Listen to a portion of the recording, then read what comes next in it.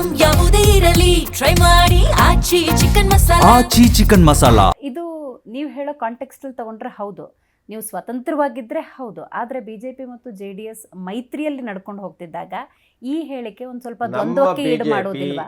ಈಗ ಆಲ್ರೆಡಿ ಕೇಂದ್ರದಲ್ಲಿ ನಮ್ಮ ಪಾಲಿಸಿ ಇದೆ. ನಮಗೆ ಅಧಿಕಾರಕ್ಕೆ ಬರುವಷ್ಟು ಅಥವಾ ನಮಗೆ ಮೆಜಾರಿಟಿ ಹ್ಮ್. ಬರುವಷ್ಟು ಸೀಟ್ ಬಂದರೂ ಕೂಡ ನಾವು NDA ಜೊತೆನಲ್ಲಿ ನಮ್ಮ ಅಲಯನ್ಸ್ ಮುರಿಯಲ್ಲ, ನಾವು ಒಟ್ಟಾಗಿ ಅಧಿಕಾರದಲ್ಲಿ ಇರ್ತೀವಿ ಅಂತ ನಮ್ದು ಆಲ್ರೆಡಿ ನಮ್ಮ ರಸ್ತೆ ಇದೆ. ಆ ತರ ನಮ್ಮ ಮಾರ್ಗನೇ ಹಂಗಿದೆ. ಈಗ ಫಾರ್ ಎಕ್ಸಾಂಪಲ್ ಬಿಹಾರದಲ್ಲಿ ನಮಗೆ ಹೆಚ್ಚು ಸೀಟ್ ಬಂದಿದೆ, ಹೌದು. ನಮ್ಗೆ ಮಹಾರಾಷ್ಟ್ರದಲ್ಲಿ ಹೆಚ್ಚು ಸೀಟ್ ಬಂದಿದೆ, ಆದ್ರೂ ನಮ್ದು ಅಲಯನ್ಸ್ ಇದೆ. ಯಾವುದೇ ಗೊಂದಲ ಇಲ್ಲ, ಯಾವುದೇ ಗೊಂದಲ ಇಲ್ಲ. ಇದು ನಮ್ಮ ಭಾರತೀಯ ಜನತಾ ಪಾರ್ಟಿಯ ಪಾಲಿಸಿ. 2028ರ ಚುನಾವಣೆ ಬಿಜೆಪಿಯಲ್ಲಿ ಯಾರ ನೇತೃತ್ವದಲ್ಲಿ ಹೋಗುತ್ತೆ ಅನ್ನೋದಕ್ಕೂ ಕೂಡ ರಾಧಾ ಮೋಹನ್ ದಾಸ್ ಅಗರ್ವಾಲ್ ಅವರು ಒಂದು ಕ್ಲಾರಿಟಿಯನ್ನು ಕೊಟ್ಟಿದ್ದಾರೆ. ವಿಜಯೇಂದ್ರ ಅವರ ನೇತೃತ್ವದಲ್ಲಿ ನಡೆಯುತ್ತೆ ಅಂತ ಹೇಳಿ. ಇಷ್ಟು ದಿವಸ ಇದ್ದಂತಹ ಗೊಂದಲಗಳಿಗೆ ಈ ಹೇಳಿಕೆ ತೆರೆ ಎಳೆದಿದೆ ಅಂತ ಹೇಳ್ಬೋದಾ?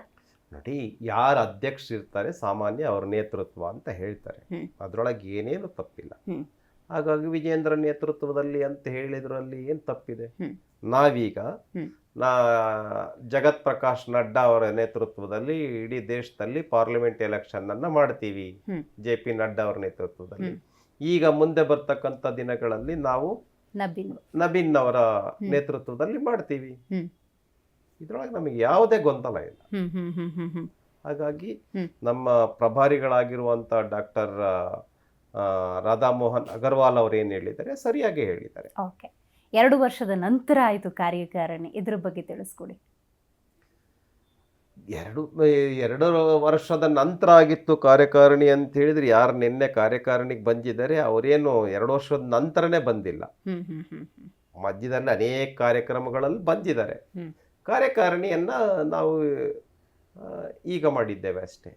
ಹಾಗಾಗಿ ಈಗ ಯಾರು ಬಂದಿದ್ರು ನಿನ್ನೆ, ಅವರು ಪ್ರತಿ 3 ತಿಂಗಳಿಗೆ 4 ತಿಂಗಳಿಗೆ ನಮ್ಮ ರಾಜ್ಯದ ರಾಜ್ಯದ ಬೇರೆ ಬೇರೆ ಸಭೆಗಳಲ್ಲಿ ಬಂದೇ ಇದ್ದಾರೆ.